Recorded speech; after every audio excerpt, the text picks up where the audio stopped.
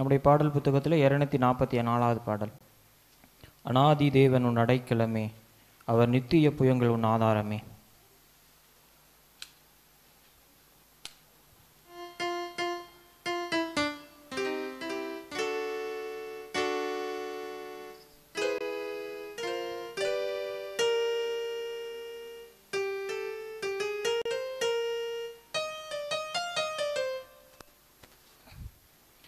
அநாதி தேவன் உன் அடைக்கலமே, அவர் நித்திய புயங்கள் உன் ஆதாரமே.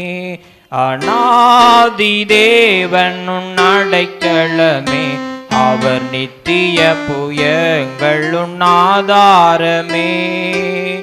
இந்த தேவன் என்றென்றும் உள்ள சதா காலமும் நமது தேவன், மரண பரியந்தம் நம்மை நடத்திடுவார். ஆனாதி தேவன் உன் அடைக்கலமே, அவர் நித்திய புயங்கள் உன் ஆதாரமே. காருண்யத்தாலே இழுத்து கொண்டார் தூய தேவ அன்பே. காருண்யத்தாலே இழுத்து கொண்டார் தூய தேவ அன்பே. நயம் காட்டி உன்னை இனிதாய் வருந்தி அழைத்தார். இந்த தேவன் என்றென்றும் உள்ள சதா காலமும் நமது தேவன், மரண பரியந்தம் நம்மை நடத்திடுவார். அடைக்கலமே, அவர் நித்திய புயங்கள் உன் ஆதாரமே. கானக பாதை காரிருளில் தூய தேவ ஒளியே. கானக பாதை காரிருளில் தூய தேவ ஒளியே. அழுகை நிறைந்த பள்ளத்தாக்குகளை அருநீரோடு காய்ச்சினாரே. இந்த தேவன் என்றென்றும் உள்ள சதா காலமும் நமது தேவன், மரண பரியந்தம் நம்மை நடத்திடுவார். ஆனாதி தேவன் உன் அடைக்கலமே, அவர் நித்திய புயங்களும் ஆதாரமே. இப்புவியாற்றை கடந்திடுவாய் தூய தேவதயவாய். இப்புவியாத்திரை கடந்திடுவாய் தூய தேவதயவாய். கடும் கானகத்தில் கர்த்தர் மார்பினிலே கிடைக்கும் இளைப்பாறுதலே. இந்த தேவன் என்றென்றும் உள்ள சதா காலமும் நமது தேவன், மரண பரியந்தம் நம்மை நடத்திடுவார். ஆனாதி தேவன் உன் அடைக்கலமே,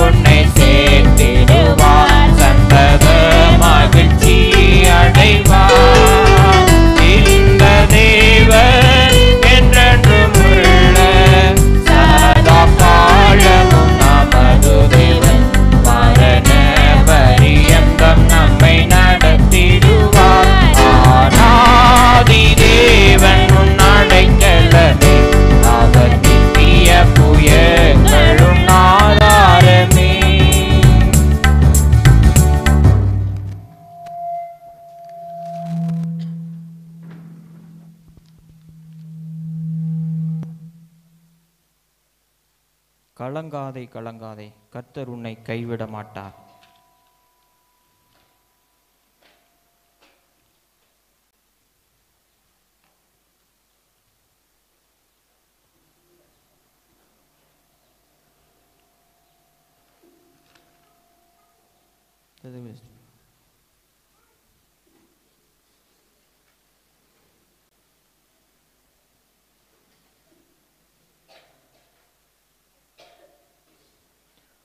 கலங்காதே கலங்காதே,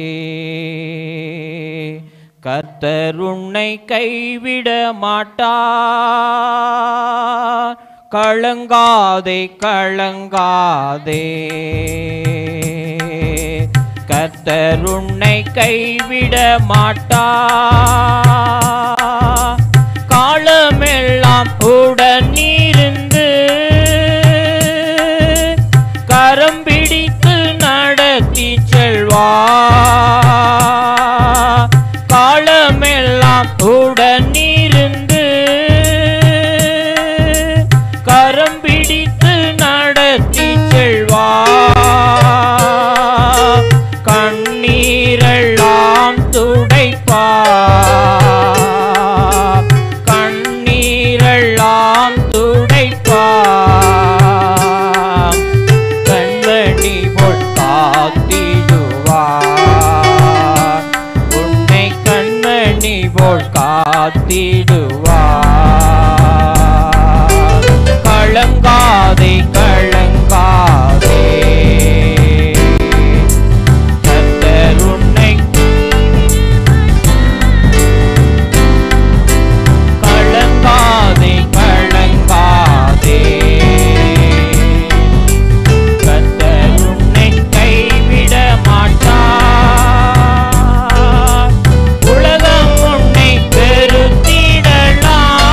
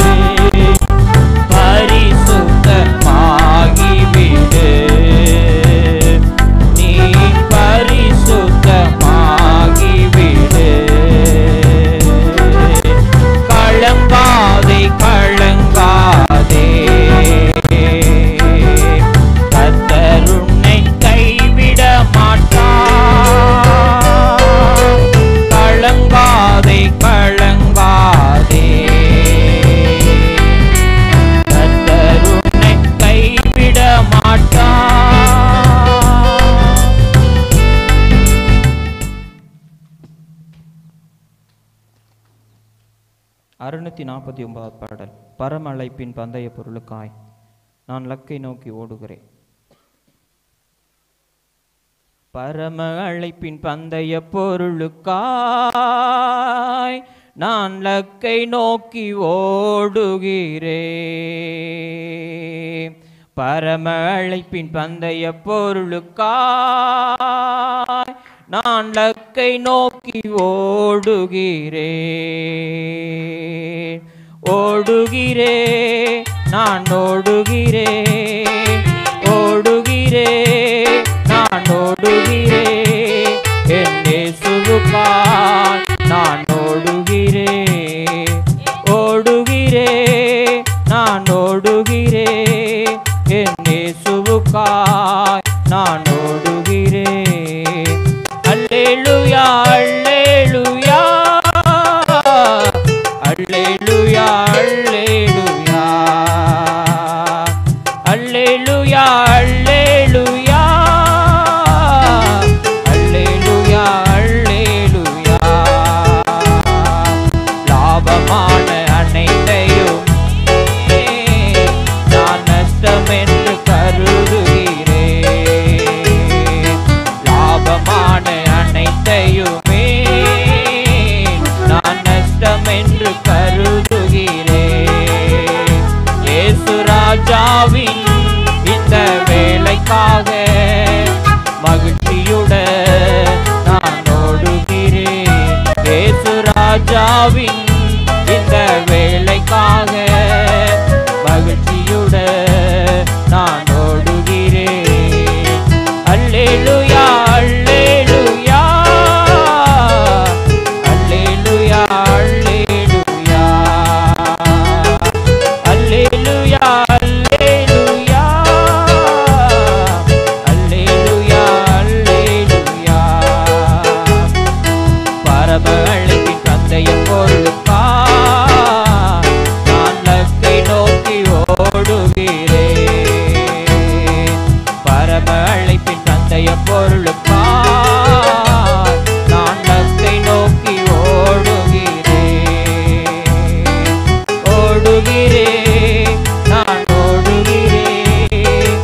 ஓடுகிறேன், நான் ஓடுகிறேன். என் இயேசுவுக்காய் நான் ஓடுகிறேன். ஓடுகிறேன், நான் ஓடுகிறேன். என் இயேசுவுக்காய் நான் ஓடுகிறேன். அல்லேலூயா, அல்லேலூயா, அல்லேலூயா, அல்லேலூயா, அல்லேலூயா, அல்லேலூயா, அல்லேலூயா, அல்லேலூயா. எத்தனைதான் இடர்கள் வந்தாலும் விசுவாசத்திலே நிலைத்திருப்பேன். எத்தனைதான் இடர்கள் வந்தாலும் விசுவாசத்திலே நிலைத்திருப்பேன். எனக்காக அப்பா நியமித்த பாதையிலே நான் ஓடுகிறேன். எனக்காக அப்பா நியமித்த இந்த பாதையிலே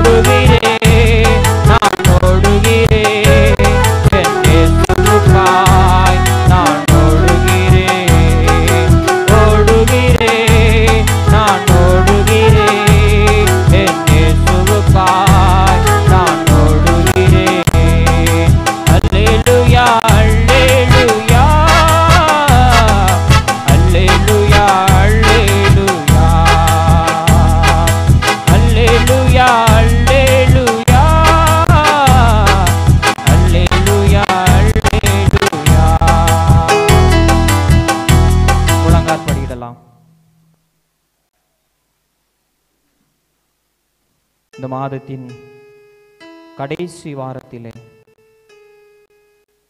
தேவனாகி கர்த்தர் உங்களையும் என்னையும் அவர் கொண்டு வந்து நிறுத்திருக்கிறார்.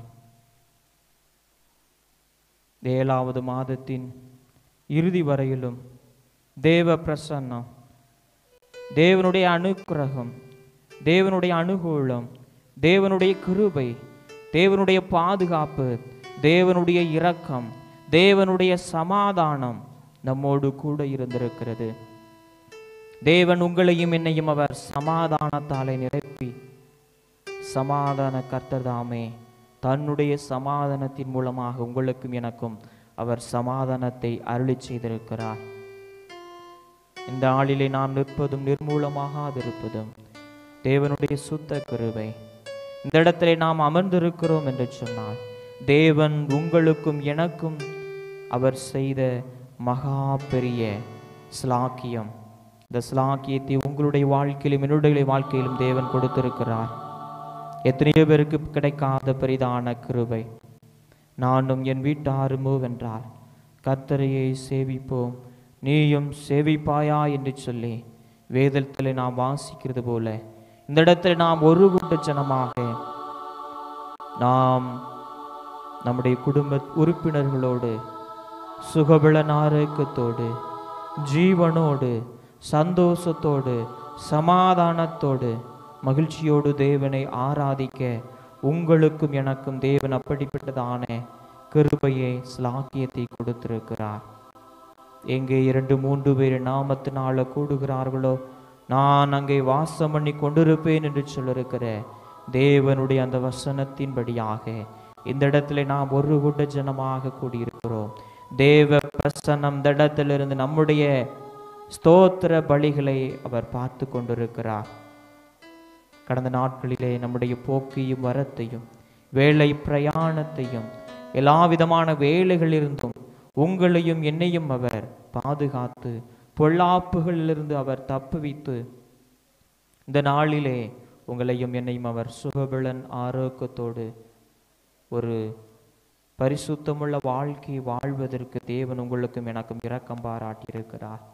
இந்த இடத்துல நாம் வந்திருப்பது நம்மை நாமே பெருமை பாராட்டிக் கொள்வதற்காக அல்ல, தேவனை பெருமை பாராட்டும்படியாக, தேவன் உங்களுக்கும் எனக்கும் செய்த நன்மைகளை நினைத்து அவருக்கு நன்றி செலுத்தும்படியாக இந்த இடத்துல வந்திருக்கிறோம். நாம் பாடலை பாடினோம், கலங்காதே கலங்காதே கர்த்தர் உன்னோடு இருக்கிறார் என்று சொல்லி. நாம் கலங்கின நேரங்களில், நாம் திகைத்து நின்ற நேரங்களில், நாம் வெறுமையாய் நின்ற நேரங்களில் தேவன் உங்களுக்கும் எனக்கும் அவர் சமாதானத்தை அருளி செய்திருக்கிறார்.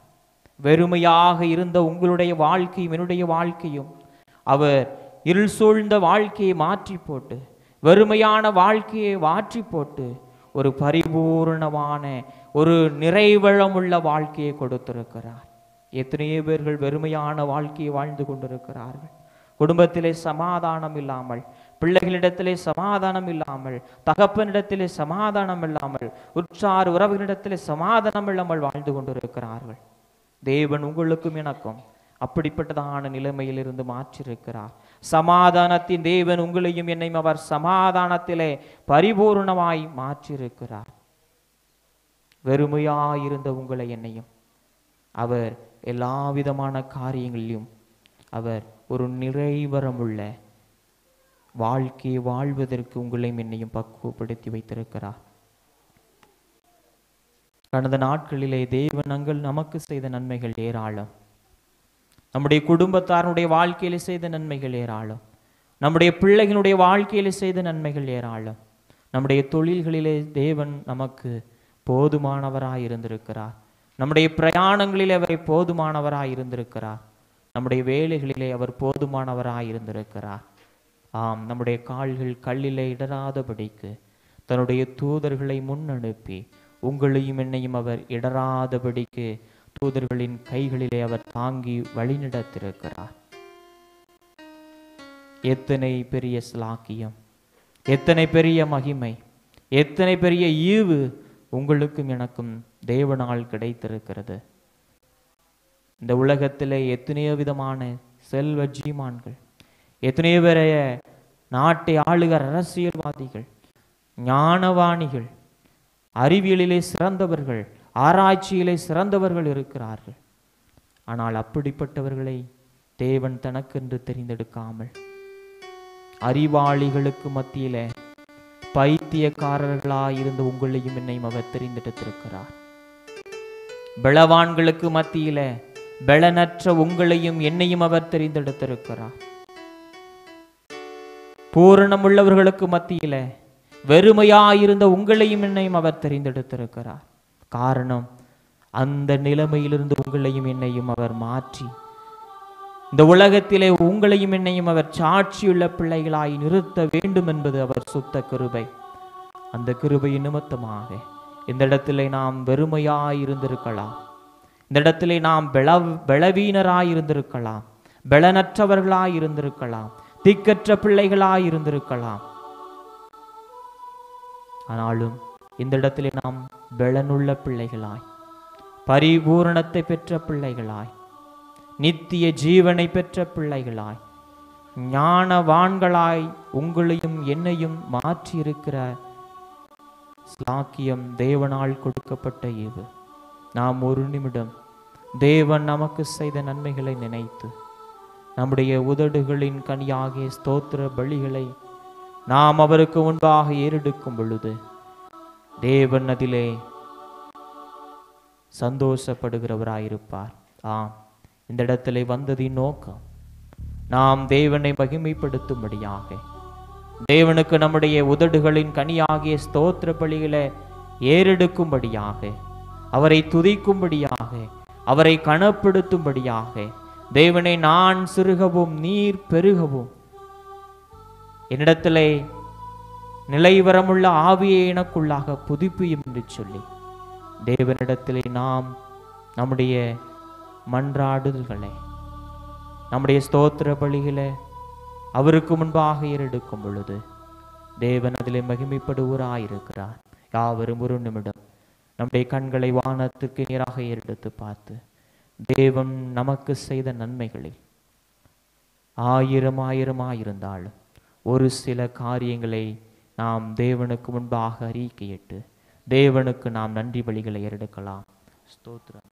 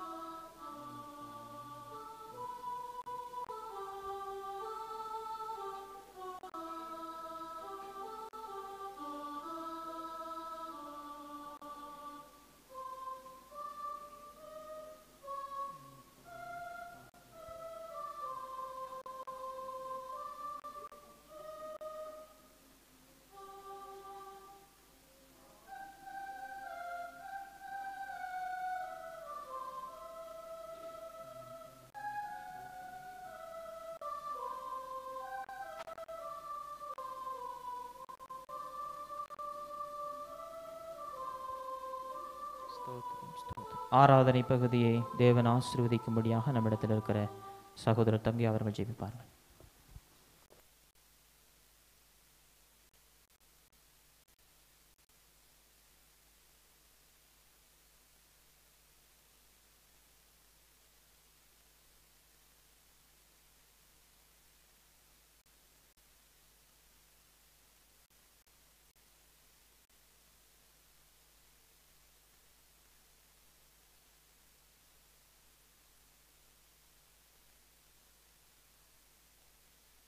ஜோம் பண்ணிக்கிட்டு இருக்கும்போது என் வாழ்க்கையில் அநேக பிரச்சனைகள் என்னை சூழ்ந்து கொண்டு இருக்கும்போது நான் யோகாவை குறித்து வாசிக்கும் போது யோகாவுக்கு தெரியாது என் வாழ்க்கையில் இவ்வளவு பிரச்சனை வந்துகிட்டு இருக்கு, இது எந்த ரிசல்ட் என்ன போய் ஆகும்னு அவருக்கு தெரியாததுனால அவர் மனக்குழப்பத்துல தன் வாயிலிருந்து என்னெல்லாம் பேச முடியுமோ எல்லாத்தையும் பேசிட்டு இருந்தார். ஆனா தாவீதுக்கு அப்படி இல்லை. என் தேவன் எனக்கு என்ன செய்து முடிப்பார் என்கிற ஒரு உணர்வு ஒரு விசுவாசம் இருந்தது. அதனால அவர் என்ன செஞ்சார்? எல்லாவற்றிலையும் தேவனை துதிக்கிறவராக இருந்தார். ரெண்டு பேருடைய எண்டும் சக்சஸ்ஃபுல்லா தான் முடிஞ்சிச்சு. அதுல எந்த சந்தேகமும் இல்லை. ரெண்டு பேருக்கும் பிரச்சனை வந்துச்சு, ரெண்டு பேருடைய எண்டும் சக்சஸ்ஃபுல்லா முடிஞ்சிச்சு. ரெண்டு பேரும் கர்த்தர் அவர்களை தொடும்போது மாறினார்கள். தேவன் என்ன சொன்னாரோ அது அவர்கள் வாழ்க்கையில் நடந்தது. ஆனால் இடையில நடந்த விஷயத்தை நம்ம பார்த்தோம்னா, நம்மால் யோபு என்ன செஞ்சார்? ரொம்ப வருத்தத்தோட தன்னுடைய நாட்களை கழித்தார். அநேக விஷயங்களை பேசக்கூடாததை பேசினார், செய்யக்கூடாததை செய்தார். காரணம், அவரிடத்தில் அந்த தொலைநோக்கு பார்வை இல்லாத சூழ்நிலையினால அப்படி நடந்தது. நம்முடைய வாழ்க்கையிலே ஒருவேளை அப்படி ஒரு சங்கடமான சூழ்நிலை, சோதனைகள், நெருக்கங்கள் அப்படி இருக்கும்போது, இந்த 7 மாதங்கள் ஒருவேளை அப்படி இருந்தனாலும், இனி வருகிற நாட்களில், வருகிற மாதங்களில் தேவன் எல்லாவற்றையும் நன்மையாய் மாற்றி முடிப்பார் என்கிற விசுவாசத்தோடு நாம் என்ன செய்ய வேண்டும்? பயணிக்க வேண்டும். அப்படி பயணிக்கும் போது சந்தோஷம் ஒன்றுதான் தேவனிடத்தில் நமக்கு பலனா இருக்கிறது. நெகேமியா நினைக்கிறேன், நெகேமியா 8:6 யாராவது வாசிங்க.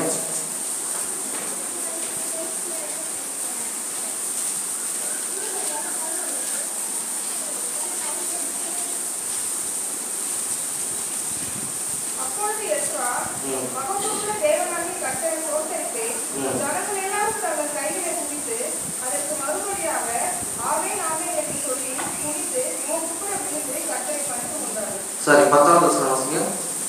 10வது வசனம் 8:10.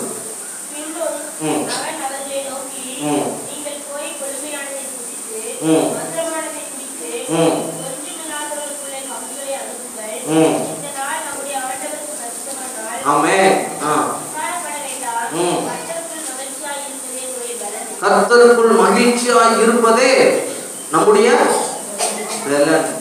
நமக்கு பலன் ஒன்று வேண்டும் என்றால் நாம் கர்த்தருக்குள் மகிழ்ச்சியாய் இருக்க வேண்டும். ஆமென். சோ 7 மாதங்கள் நம்முடைய வாழ்க்கையில் எப்படி நடந்தாலும் பரவாயில்ல, 7 மாதங்கள் நம்முடைய விஷயங்கள் எப்படி இருந்தாலும் பரவாயில்ல, எல்லாவற்றையும் இன்னும் ஒரு 2 மாசம் 3 மாசம் அப்படி இருந்துட்டாலும் இந்த வருடத்தின் முடிவை தேவன் நன்மையாக நாம் இழந்து போனதை, இழந்து போகிறோம் என்று நினைத்ததை எல்லாவற்றையும் தேவன் நமக்கு திரும்ப கொடுப்பார். அப்படி உத்தரவாதத்தோடு நாம் இந்த நாளிலே தேவனுடைய சமூகத்தில் அமர்ந்திருப்போம். இது 7வது மாதத்தின் கடைசி நாளாக இருக்கிறது. நாம் தேவனுக்கு நன்றி செலுத்த வேண்டிய நேரம். ஒரு 2 நிமிடம் நாம் தேவனை நோக்கி நன்றி செலுத்திவிட்டு, 7 மாதங்கள் என்னை நடத்தினீரே, உங்களுக்கு நன்றி. 7 மாதங்கள் உடைய கிருபை எங்கள் குழந்தைகளையும் எங்களையும் பாதுகாத்துக் கொண்டதே, உங்களுக்கு நன்றி. நம்ம மனிதர்களிடத்தில் ரொம்ப நன்றி உள்ளவர்களாக இருக்கிறோம். நமக்கு நெருக்கமானவர்களிடத்தில் நாம் ரொம்ப நன்றி உள்ளவர்களாக இருக்கிறோம். நமக்கு நன்றி அறிதல் உள்ள உணர்வு, அப்படிப்பட்ட இருதயம் நமக்கு தேவைப்படுகிறது.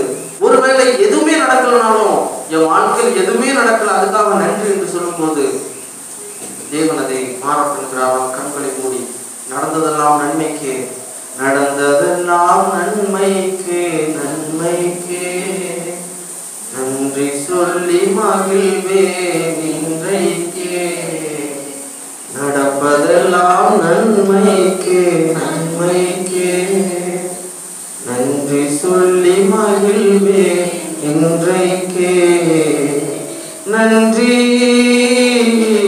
நன்றி எல்லாம் நன்மைக்கே, நன்றி நன்றி நன்றி எல்லாம் நன்மைக்கே, நன்றி நடந்ததெல்லாம் நன்மைக்கே, நன்மைக்கே நன்றி சொல்லி மகிழ்வே இன்றைக்கே, நடப்பதெல்லாம் நன்மைக்கே, நன்மைக்கே நன்றி சொல்லி மகிழ்வே இன்றைக்கே, நன்றி நன்றி எல்லாம் நன்மைக்கே, நன்றி நன்றி நன்றி எல்லாம் நன்மைக்கே, நன்றி நன்றி. தோப்பனே, 7 மாதங்களும் நீர் எங்கள் வாழ்க்கையில் அனுமதித்த ஒவ்வொரு விஷயங்களுக்காக நாங்கள் நன்றி செலுத்துகிறோம். எங்களை அது புறப்பட்டதற்காக நன்றி, எங்களை அது மாற்றுவதற்காக நன்றி, எங்களை அது பக்குவப்படுத்தி கொண்டிருக்கிறதற்காக நன்றி. அது எங்களை உயர்த்தி கொண்டிருக்கிறதற்காக நன்றி செலுத்துகிறோம். தேவனுடைய ஆசீர்வாதங்களுக்கு நேராக எங்களை திருப்பி கொண்டிருக்கிறதற்காக நாங்கள் நன்றி செலுத்துகிறோம். இதற்குடைய சமூகத்தில் அமர்ந்திருக்கும் வார்த்தைக்கு இப்படி மெல்லிய சத்தத்தை நாங்கள் கேட்கிறோம். நீங்களோடு பேசுகிறோம். இப்படி வார்த்தையை கேட்கிறோம். நிறைவான ஆவியானவருடைய பிரசனம் எங்களை ஆளுகை செய்யட்டும். இப்படி பிரசனத்துக்குள்ள நாங்கள் ஒப்பு கொடுக்கிறோம். இயேசுவின் மூலம் ஜெபிக்கிறோம். நல்ல பிதாவே, ஆமென். கர்த்தருடைய பரிசுத்த நாமம் மகிமைப்படுவதாக. வந்திருக்கும் அனைவரையும் ஆண்டவராகிய இயேசு கிறிஸ்துவின் நாமத்திலே வாழ்த்தி வரவேற்பதில் மகிழ்ச்சி அடைகிறேன். இந்த நிலையிலே நாம் தேவனுடைய பாடு மரணங்களை நினைவுகூர வந்திருக்கிறோம். அவருடைய பிரசனத்தில் அமர்ந்திருக்கிறோம். அப்படி அமர்ந்திருக்கிற நாம் அந்த இயேசு கிறிஸ்துவினுடைய திரு சரீரத்தையும் திரு ரத்தத்திலையும் பானம் பண்ண வந்திருக்கிறோம். அவரை நினைவுகூர வந்திருக்கிறோம். அவரை தொட வந்திருக்கிறோம் என்கிற உணர்வோடு நாம் இருக்க வேண்டும். நான் என்னுடைய நண்பர்கிட்ட பேசிட்டு இருந்தேன். நண்பர்கள் எனக்கு ரொம்ப நெருக்கமானவர்.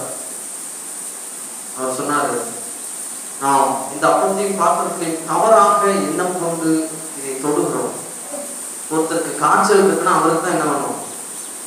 காய்ச்சல் அடிக்கிறவங்க தான் பேராசிட்டமால் டேப்லெட் வேணும். எனக்கு காய்ச்சல் அடிக்கிட்டு நான் டேப்லெட் சாப்பிடாம இருந்தா எப்படி?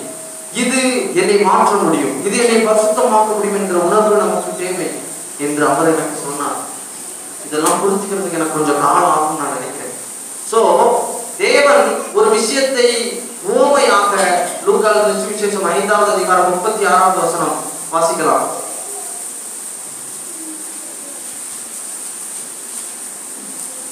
அவர்களுக்கு ஒரு உவமையை சொன்னார். ஒருவனும் புதிய வஸ்திரத்துண்டை பழைய வஸ்திரத்தின் மேல் போட்டு இணைக்க மாட்டான். இணைத்தால் புதியது பழையதை கிழிக்கும். புதிய வஸ்திரத்துண்டு பழைய வஸ்திரத்துக்கு ஒப்பாது. அடுத்து 37. ஒருவனும் புது திராட்சைரசத்தை பல துருத்திகளில் வாழ்த்து வைக்க மாட்டான். வாழ்த்து வைத்தால் புது ரசம் துருத்திகளை கிழித்து போடும்.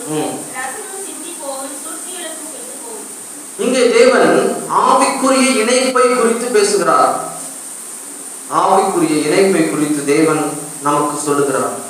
இந்த ஆவிக்குரிய இணைப்பு இயேசு கிறிஸ்து சிலுவையில் மரித்தது நிமித்தம் புறஜாதிகள் யூதர்கள் என்று அல்ல, கிரேக்கர்கள் அந்நியர்கள் என்று அல்ல, இவர்கள் அடிமைகள் சுயாதீனர்கள் என்று அல்ல, எல்லாவரையும் தேவன் ஒன்றாக இணைத்தார்.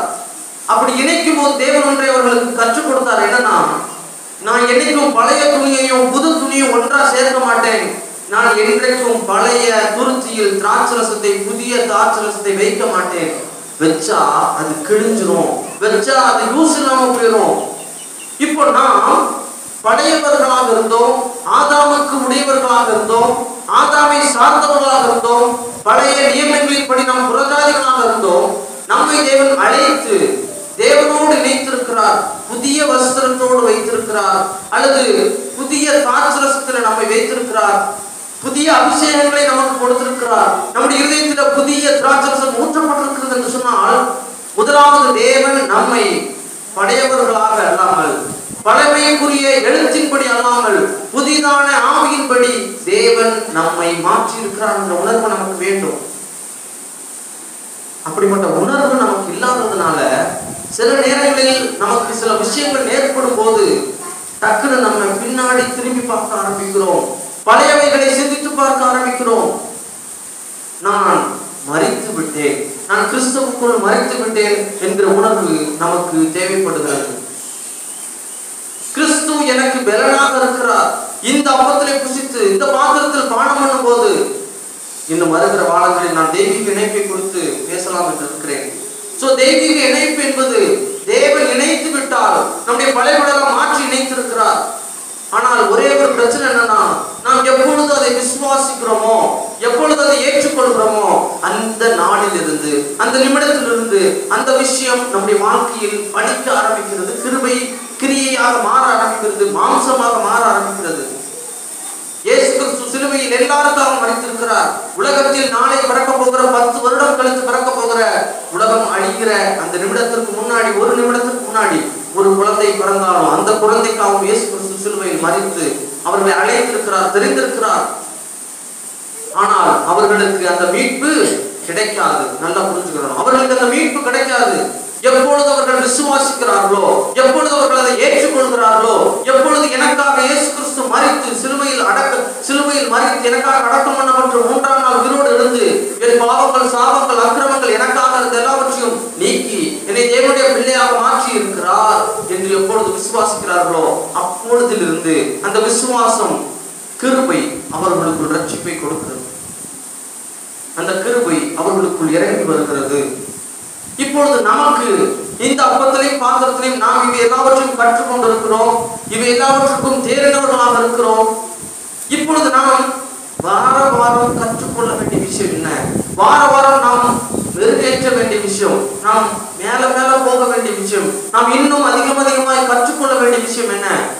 இன்றைக்கு நாம் கற்றுக்கொள்ள வேண்டிய விஷயம், தேவன் என்னை பழைய மாதிரியே கொண்டு வந்து இந்த இடத்தில் சேர்க்கவில்லை. தேவன் என்னை புதியதாக மாற்றி, ஆவியின்படி புதியதாக மாற்றி தேவன் என்னை சேர்த்திருக்கிறார் என்ற உணர்வு நமக்கு வேண்டும். ரோமர் 6 அதிகாரம் 5வது வசனத்தை வாசிங்க.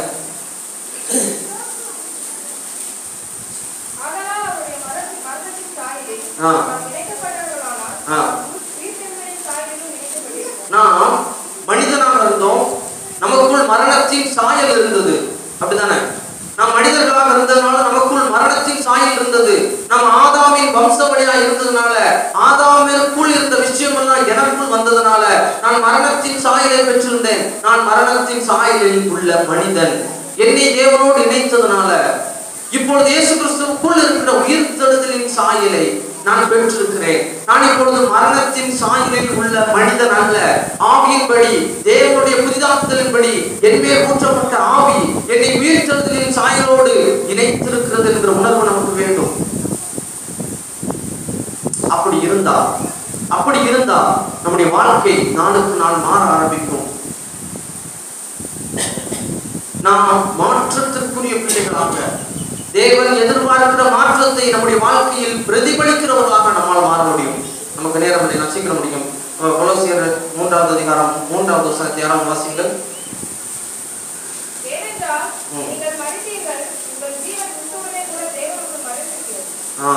நம்முடைய ஜீவன் யாருக்குள் இருக்கிறது? என்னுடைய ஜீவன் கிறிஸ்துவுக்குள் இருக்கிறது. என்னுடைய ஜீவன் கிறிஸ்துவுக்குள் பத்திரமா இருக்கு. ஜீவன் என்றால் என்ன? இது ஒரு பெரிய டாபிக். இதை பேச முடியாது இப்போதைக்கு. ஜீவன் என்றால் லைஃப், உயிர் என்று மட்டும் பார்த்துக் கொள்வோம். ஜீவன் என்றால் உயிர். எனக்கு ஜீவன், எனக்கு பலன், எனக்கு ஆரோக்கியம் எல்லாம் கிறிஸ்துவுக்குள் இருக்கிறது. இதை நாம் பருகும்போது, இதை நாம் தொடும்போது, இந்த ரத்தத்தை நாம் தொடும்போது என் ஜீவன் கிறிஸ்துவுக்குள் இருக்கிறது. ஒரு பையன் ஒரு அப்பா கிட்ட இருக்கும்போது, ஒரு அம்மா கிட்ட இருக்கும்போது எவ்வளவு சேஃபா ஃபீல் பண்ணுவானோ, எல்லாவற்றையும் எங்க அப்பா பார்த்துக்கிறாரு. அவனுக்கு எங்க அப்பாட்ட காசு இருக்கா, காசு இல்லையா, எங்க அப்பா கிட்ட சொன்னா இதெல்லாம் கிடைக்குமா கிடைக்காதெல்லாம் எனக்கு அவனுக்கு தெரியாது. அவனுக்கு தெரிஞ்சதெல்லாம் எங்க அப்பா கிட்ட நான் சேஃபா இருக்கேன், நான் கேட்பேன், எனக்கு கொடுப்பாரு என்ற உணர்வு நமக்கு வேண்டும். என் ஜீவன், என் உயிர், என் பலன் தேவனிடத்தில் இருக்கிறது. நான் கிறிஸ்துவுக்குள் சேஃபா இருக்கிறேன் என்ற உணர்வு நமக்கு வேண்டும். அப்படி இருக்கும்போது அதுல 9வது வசனத்தை வாசிங்க.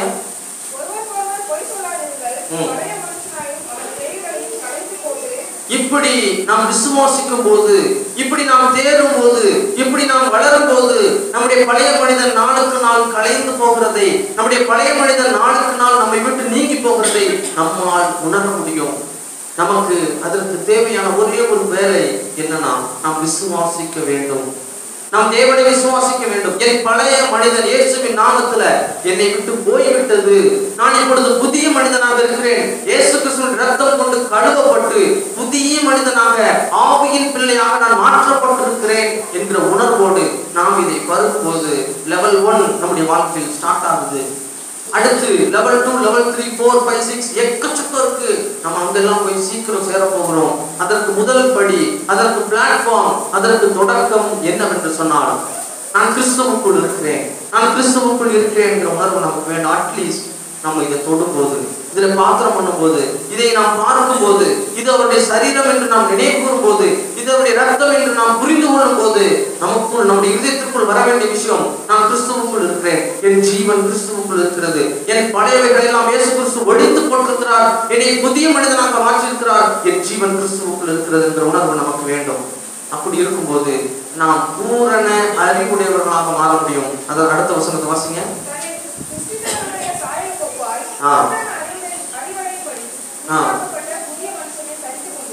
பூரணம் அடையும்படிக்கு நாம் நாளுக்கு நாள் பூரணம் அடைய ஆரம்பிப்போம். நாம் ஒரு கம்ப்ளீட் லைஃப்குள்ள மாற ஆரம்பிப்போம். நம்மை பாதித்த விஷயங்கள், நம்மை நோகடித்த விஷயங்கள், ஐயோ நான் இதுல இருந்து எப்படி வெளியில வர போறேன் எனக்கு தெரியல, நான் இதெல்லாம் எப்படி மேற்கொண்டு மேல வர முடியும்னு எனக்கு தெரியல என்று நாம் பார்த்து பயந்த விஷயங்கள், என்று நாம் யோசிச்ச விஷயங்கள், ஐயோ என்னால முடியல என்று சொல்லிக் கொண்ட விஷயங்கள் எல்லாம் நாம் அதற்கு மேல நின்று பார்ப்போம். தேவனால் எல்லாம் முடியும் என்று உணர்வு நமக்குள் மேலோங்க ஆரம்பிக்கும்.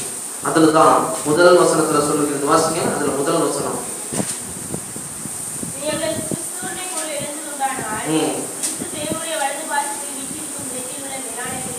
நாம் மேலானவைகளை தேட வேண்டும். முதலாவது மேலானவைகளை தேட வேண்டும் என்று சொன்னால் நம்முடைய பழைய மனுஷன் நம்ம விட்டு போகணும். நம்முடைய புதிய மனுஷன் மாத்திரம் மேல வரணும். அடுத்து நாம் பூரணம் அடையணும். பூரணம் அடைஞ்சிட்டா நமக்குள் ஒரு ஒளி ஜீவன் வந்துடும். நாம் மேலானவைகளை தேட ஆரம்பிப்போம். அதற்கு வழி இது மட்டும்தான். அதற்கு வழி சிலுவையில் தேவன் சிந்தின ரத்தம் மாத்திரம்தான். அதற்கு வழி தேவன் அவருடைய சரீரத்தை நமக்காக கொடுத்ததான் என்கிற உணர்வோடு நாம் இந்த அப்பத்திலையும் பாத்திரத்திலையும் பானம் பண்ணுவோம். தேவன் தாமே இந்த வசனங்களை கொண்டு நம்மை ஆசீர்வதிப்பாராக.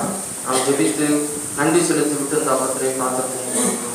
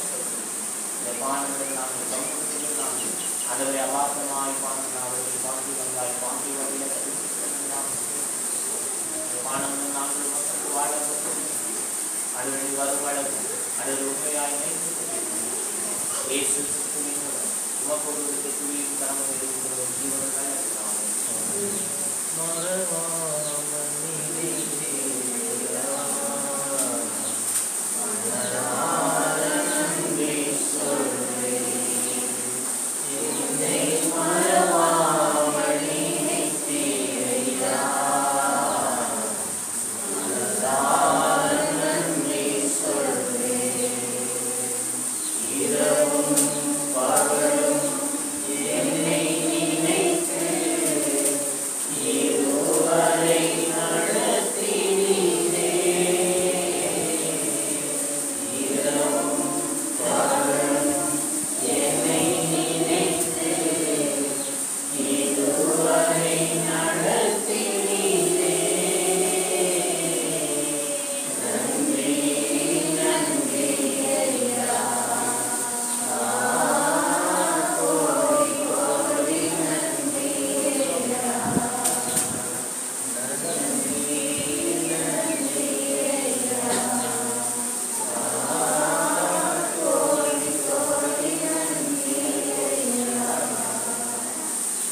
அதிகமாக நேசிக்கிற அன்பின் பரலோக பிதாவே, தர்மையான ஆசீர்வதிக்கப்பட்டதான இந்த காலை வேலைக்காக ஆண்டவரே, இந்த பாட்டுக்காரர்கள் பாடுகிற வார்த்தையை ஒவ்வொன்று நாங்கள் யோசிப்பது சப்பா. இரவும் பகலும் ஒவ்வொரு நாளும் எங்களை கண்ணோடு கண்ணாக உழைத்துக் கொண்டு கொண்டு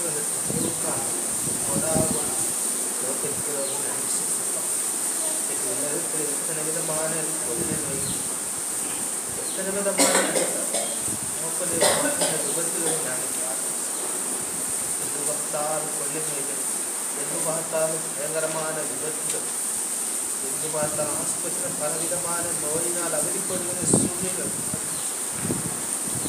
மேற்பட்ட சூழ்நிலை கடவுளை நீக்கி நாங்கள் சபையாகவும் குடும்பமாகவும் அந்தவரே எங்கள் உள்ள தேவையாதுமே வாழ்க்கை வழங்கி புகழ்ந்து நாடுபடி அரசலாக்கத்தை கொண்டதுக்காய் காலத்திலே நாங்கள் சபையாகவும் ஒவ்வொரு நபராகவும் குடும்பமாகவும் நகரே நாங்கள் வாழ்ந்தோறும் கூறியுடைய சலாக்கியத்தை கொண்டதுக்காய் மக்களாக ஒரு சோதரிக்கிறோம். உலகத்தில் எத்தனை விதமான கோடி செலவழித்தார் ஆண்டவரே, மக்கள் ஒரு சாதியாக எங்களை ஆபராக சந்ததியை போலவும் அப்பா ஈசாக சந்ததியை போலவும் எங்களுடைய மக்கள் மக்களை பிரித்தெடுத்த தயவுக்காய் முப்பாடாக ஒரு சோதரிக்கிறோம். இந்த பரிசுத்தமான நாட்களில் நாங்கள் ஒவ்வொருவரும் பரிசுத்தத்தோடு பரிசுத்தோடு தொழிலோடு சொல்ல பார்த்துப்பா. நாங்கள் ஒவ்வொரு பேரும் கைகால்களை முடிந்து தேவதி தேவாதி தேவதி வாழ்க்கை வழங்கி போட்டு போய் பாடுபட சிலாக்கத்தின் கொடுத்ததுக்காக மாத்திரமல்ல ஆண்டவரை இந்த ஆறு ஏழு உடைய பாடு மரத்தை நாங்கள் தற்ப ஒவ்வொரு பேரும் நினைவு உடைய சிலாக்கியத்தை கொடுத்ததுக்காக எவ்வளவு அவ்வளவு பாவங்கள் வைக்கப்பட்டது என்று சொன்னார். தகப்பனே ஞாயிற்றுக்கிழமை காலை வேலை கிரமங்களுக்காகவும் என்னுடைய பாவங்களுக்காகவும் ஆண்டவரை பாவியை ரட்சிக்க கிறிஸ்து உலகத்திற்கு வந்தார். வேதவாக்கு என்னுடைய பாவங்கள் அனைத்தும் மன்னிக்கப்பட வேண்டும். ஆயிரக்கணக்கான ஆண்டு அந்த தெருக்களில் சனங்களுக்கு முன்பாக அந்த நீதியிலே அப்பா ஒவ்வொருவரும் மீண்டும் மீண்டும் தள்ளப்பட்டார்கள். ஒவ்வொருவரும் குக்கர்லிட்டு உங்களை எச்சாரமிட்டார்கள், வாழ்ந்து அடிப்பித்தார்கள், வேதனைப்படுத்தினார்கள், துன்படுத்தினார்கள். அப்பா அப்படி தாழ்மொழியை பிடிங்க அப்படி செவிட்டு அடித்தது நான் பார்க்கிறேன். எவ்வளவு சோப்பரை அவமான சின்னங்கள் எங்களுக்கு பல ஏற்பட்ட தயவுக்காக